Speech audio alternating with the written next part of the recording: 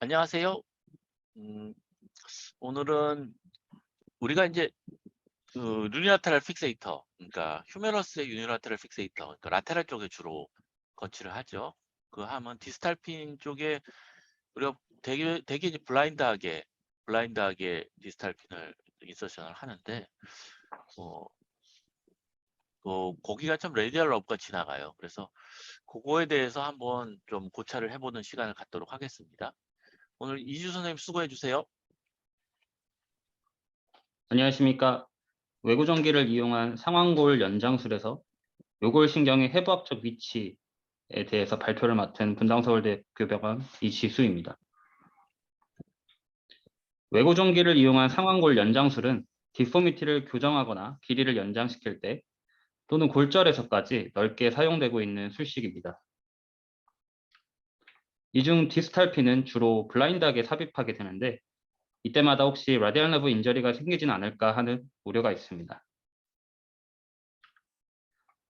라디알 너브는 다들 아시다시피 포스테리어 코드에서 시작해서 휴메러스 중간 지점쯤에서 앞으로 나온 후에 디스탈 휴메러스에서는 다음과 같이 브라키알리스와 브라키오라디알리스 사이를 지나 엘보우 앞쪽으로 주행하게 됩니다. 다음 화살표 위치에 이제 주로 외구전기의 디스탈핀이 삽입되게 되고 이때 라디알 너브 인저리가 생길 가능성이 아주 없진 않다는 것을 보실 수 있습니다. 대부분의 경우 요골신경 손상은 블라인드하게 핀을 삽입해도 일어나지 않습니다만 2012년에 발표된 케이스 리포트로 외고전기를 이용한 휴메러스 랭스닝 수술 이후에 발생한 수술 후 신경통에 대해 발표된 논문이 있습니다. 환자는 수술 후 2일째 익스플로레이션을 시행하였고 가장 디스탈 핀이 라디알 러브에 너무 가깝게 위치해서 주관절 굴곡시마다 라디알 러브를 압박하는 소견을 보였던 케이스입니다. 또 다른 케이스로 2016년에는 라디알 러브를 다이렉트 페니트레이션하여 라디알 러브 팔지가 발생했던 39세 남자 환자의 케이스도 소개된 적이 있습니다.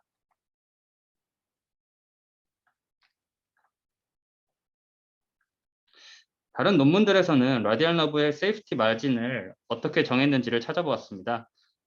2014년에 시행된 카드바 스터디에서는 라디알 러브가 뒤에서 앞으로 넘어오는 지점이 대략 엘보 로테이션 센터에서 5cm 정도 떨어진 위치이고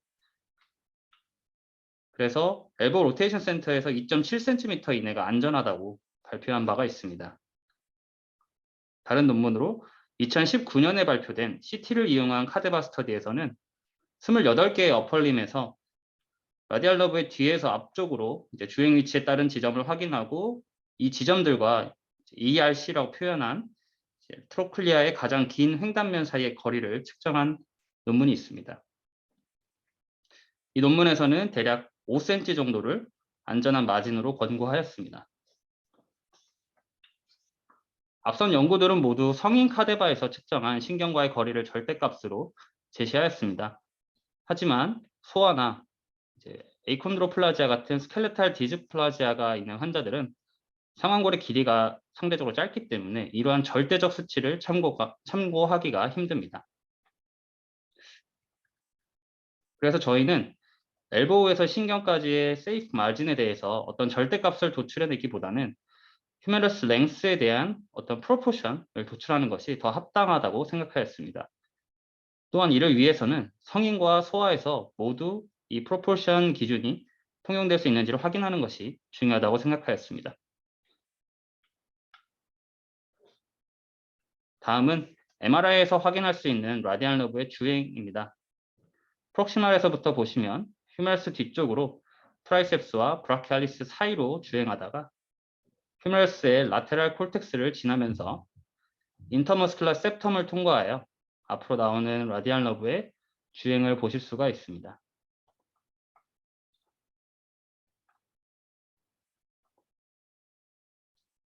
본 연구는 개원 시기인 2003년 6월부터 2021년 7월까지 본원에서 어퍼암 MRI를 촬영한 모든 환자를 대상으로 시행한 후양적 연구입니다.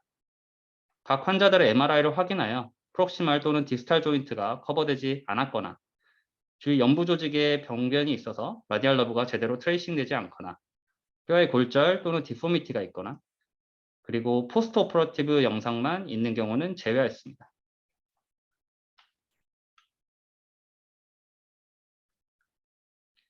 휴메러스의 전장 길이는 MRI에서 보이는 오시파이드 본을 측정하였고 소아에서 오시피케이션이 채 완성되지 않은 환자에서는 캐피털럼에 고라된 오시피케이션 센터의 가장 낮은 지점을 기준으로 측정하였습니다. 영상의학과의 협업을 통해서 다음과 같이 휴메러스 전장의 길이와 라디알 러브가 라테랄 인터머스큘라 septum을 통해 콜텍스 앞으로 나가는 지점의 위치를 안테리어 엑시트 포인트라고 지정하였고 이 AEP가 휴메러스 전장 길이에 대해 몇 프로 지점에 있는지를 계산하였습니다.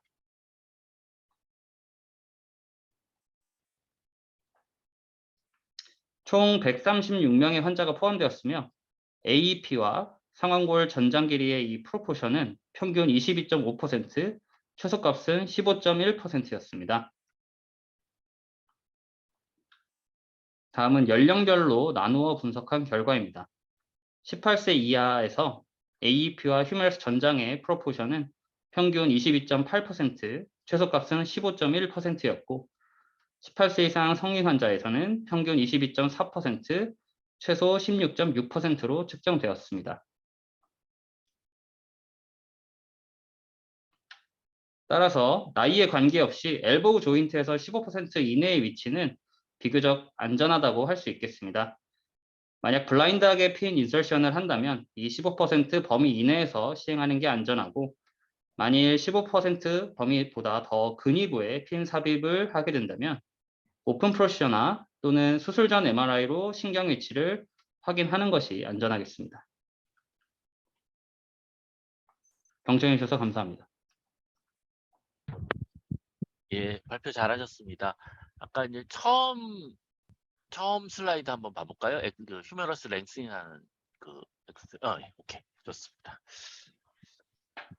그래요. 여기서 이제 디스탈 쪽에 2개를 삽입을 하게 되는데 이게 이제 메인 디스탈은 사실 큰 문제가 되지 않고 그거 약간 디스탈 쪽에 2개 핀 중에 프락시말 핀이 문제가 될 수 있죠. 아까 우리 저희 데이터를 보면 15% 정도가 이제 가장 낮은 거고 그리고 한 30%가 가장 높은 거고 되게 이제 그 레인지가 넓죠. 그래서 대부분은 문제가 안 돼요. 대부분은 해도 대개는 위에 있으니까. 근데 간혹 가다가 밑에서 이렇게 밑에까지 내려와 가지고 안테리어로 넘어가는 레디얼 러브가 있습니다. 그러니까 이제 그게 복골복인 거죠. 그러니까 이제 되게 문제가 안 되는데 한번 찔리면 그러니까 레디얼 러브 폴지가 생기는 거고 사실 그러면 디서빌리티가 많이 남게 되죠.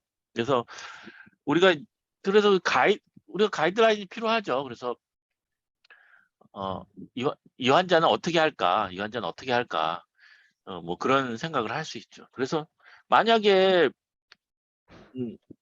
특히 이제 아까도 말했듯이 과거 스터디는 이제 카데바 스터디, 성인 카데바를 이용한 스터디이기 때문에 절대 수치가 뭐 한 2.5cm, 뭐 이렇게 3cm, 뭐 그 정도 이하는 어느 정도 안전하다. 그거 좋습니다. 오케이, 좋습니다. 근데 이제 아이들이나 오스테오콘드로마 같은 에이콘드로플라지아 같이 이제 짧은 휴메러스 같은 경우에는 그렇게 절대적인 수치로 하면 당연히 더 그 수치가 더 적어져야 되겠죠. 그러니까 이제 그걸 프로포션으로 바꿔서 한번 우리가 계산을 해보자 하는 게 이 연구입니다.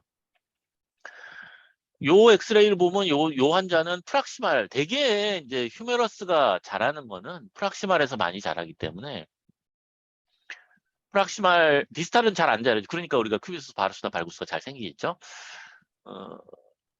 프락시말이 이제 안 자라가지고 이제 휴메러스 짧은 숏 휴메러스이기 때문에 이제 랭스닝 하는 얘기고 어떻게 생각하면 프락시말이 안 자라기 때문에 레디알 러브는 그 디스탈 쪽은 상대적으로 좀 노멀 아나토미를 가질 가능성이 있겠죠. 우리가 뭐 실제로 보지는 않았겠지만 그렇게 유추를 할 수 있죠. 그래서 15%로 해놓으면 큰 문제는 더 없을 거다 이렇게 생각을 하실 수 있을 겁니다. 근데 이제 당연히 이제 너무 짧은 휴메러스는 15%로 하면 이렇게 박을 데가 없을 수가 있겠죠. 그러면 이제 오픈해야죠. 그러니까 요 보면 클램프를 보면 클램프는